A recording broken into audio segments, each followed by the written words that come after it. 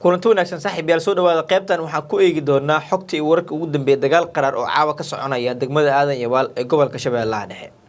Sidoo kale waxaan rabaa inaan kula wadaago amar culus oo madaxweyne Xasan Sheekh Maxamuud uu caawa ku soo rogay taliska ciidanka xoogga dalka Soomaaliyeed kiisa ugu sareeyay gaar ahaan taliyaha ciidamada qalabka sida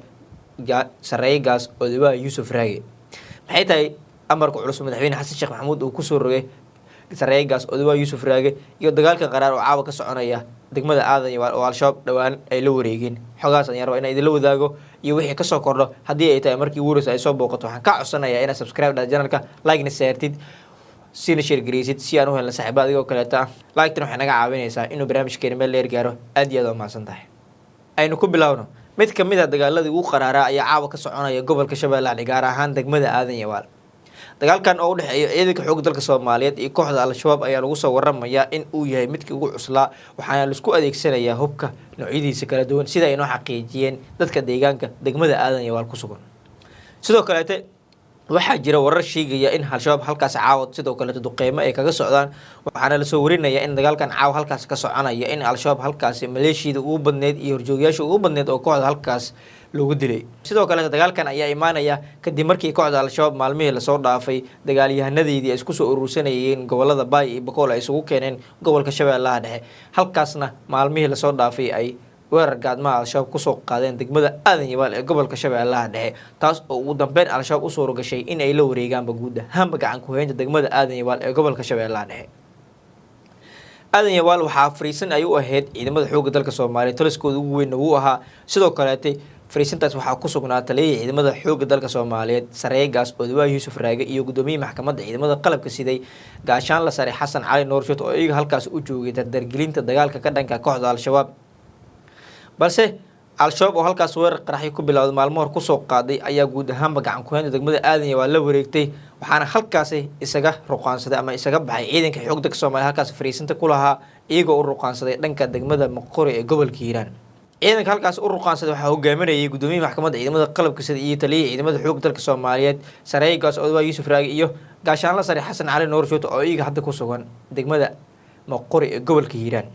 dagaalkan ciidamada xoogga dalka Soomaaliyeed ay ku soo qaadeen degmada Aadan Yabaal ayaa noqonaya dagaalkii labaad tan iyo markii lagala wareegay gacan ku haynta degmada Aadan Yabaal. balse ciidamada xoogga dalka Soomaaliyeed ayaa muujinaya dhabar adeeg taas oo ay rabaan inay kula wareegaan gacan ku haynta degmada Aadan Yabaal mar labaad. Aadan Yabaal 2 sano ayay ka caaganeed kooxda al-shabaab oo halkaas labadii sano lasoo dhaafay waxaa ku sugnaa ciidamada xoogga dalka Soomaaliyeed taas oo ugu dambeyn ciidanka xoogga dalka Soomaaliyeed halkaas ay ka dhigteen fariisinta ugu weyn ay ka awaabulaan dagaalka ka dhanka kooxda al-shabaab lagana hogaamiyo. balse nasiib xumo ciidanka xoogga dalka Soomaaliyeed ayaa halkaas weerar gaadmaha lagu soo qaaday lagu jabiyay waxaana ciidamada hadda ay ku sugan yihiin degmada Moqori ee gobolka Hiiraan. dagaalkan weli wuu soconaya waxaa jira khasaare dhimasho dhaawac labada dhinac soo kala gaaray balse xogta inta ugu badan waxay warinaysaa in caawa dagaalkan lagu jabiyay horjoogayaal iyo maleeshiyadna loogu dilay kooxda al-shabaab ee halkaas haysatay maalmihii lasoo dhaafay. sidoo kale madaxweyne Xasan Sheekh Maxamuud ayaa amar caawa waxa uu ku soo rogay taliska ciidanka xoogga dalka Soomaaliyeed gaar ahaan taliyaha ciidamada xoogga dalka Soomaaliyeed sareeygaas Odawa Yuusuf Raage. madaxweynaha ayaa lagu soo waramayaa in uu amar dul dhigay taliyaha ciidanka xoogga dalka Soomaaliyeed taas oo saacadihii lasoo dhaafay soo baxayeen warar sheegaya in madaxweyne Xasan Sheekh Maxamuud uu rabo in guud ahaanba uu isku shaandhayn uu ku sameeyo taliska ciidanka xoogga dalka Soomaaliyeed gaar ahaan taliyaha ciidamada xoogga dalka Soomaaliyeed sareeygaas Odawa Yuusuf Raage. madaxweynaha ayaa Odawa Yuusuf Raage waxaa la filayaa in uu xilka qaadis ku sameeyo xilka qaadista Odawa ayaana daba socota kadib markii ciidanka xoogga dalka Soomaaliyeed ee Odawa ku hogaaminayay furimaha hore dagaalka gaar ahaan kuwii ku sugnaa degmada Aadan Yabaal lagu jabiyay dagaalka halkaasna ay isaga carareen kuwaas oo hadda ku sugan degmada Moqori ee gobolka Hiiraan. madaxweynaha ayaa lagu soo waramayaa in taliyaha saacadihii lasoo dhaafay uu ku canaantay sababta keentay in ciidanka xoogga dalka Soomaaliyeed oo saanad ciidan iyo mid cirba ay u dhameystiran tahay sababta keentay in al-shabaab ay uga baxaan degmada Aadan Yabaal oo ahay taliskii ugu weynaa ciidanka xoogga dalka Soomaaliyeed ay ku lahaayeen gobolka Shabeellaha Dhexe. sidoo kale madaxweynaha ayaa taliyaha ku canaantay in aysan si naba u suurtagelaynin in al-shabaab deegaanadii iyo degmooyinkii laga saaray wiilal Soomaaliyeed oo ciidamada xoogga dalka Soomaaliyeed ku jira ay ku dhinteen in mar labaad dib ay u soo qabsadaan in aysan marnaba suurtageli doonin iyo madaxweynaha taliyaha ku canaantay sida ay noo xaqiijin ilo xog ogaal ka tirsan filla Soomaaliya. sidoo kale waxaa la filayaa in saacadaha soo socda madaxweyne Xasan Sheekh Maxamuud uu ku dhawaaqo taliyaha ciidamada xoogga dalka Soomaaliyeed iyo shakhsi laba magacaabi doonaba in xilligan taliya Odawa Yuusuf Raage xilka qaadis lagu sameeyay ma habooneen balse madaxweyne Xasan Sheekh Maxamuud ayaa ku adkeysanaya misana u muuqda inuu ka xumaaday kana carooday dagaalkii aadan yabaal ee al-shabaab kula wareegeen taas oo u muuqatay dhabarjab ciidamada xoogga dalka Soomaaliyeed soo wajahay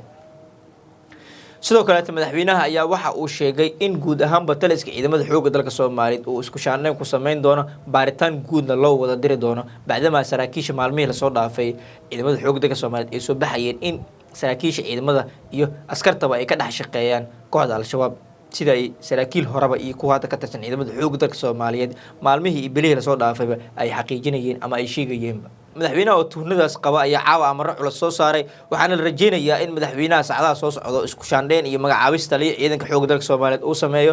bacdama al-shabaab ay si fudud kula wareegeen degmada aadan yabaal ee gobolka Shabeellaha Dhexe wixii warar ka soo kordha xilka qaadista iyo magacaabista taliyaha cusub ee ciidamada xoogga dalka Soomaaliyeed iyo dagaalkan ka soconaya degmada aadan yabaal caawa adiga ayaa ugu horeyn doona qofka daawada haddii ay tahay markii ugu horeysay soo booqato mar labaad waxaan ka codsanayaa inaad subscribe ila channelka like iyo saartid si aan u helno saaxiibo adigoo kaleeta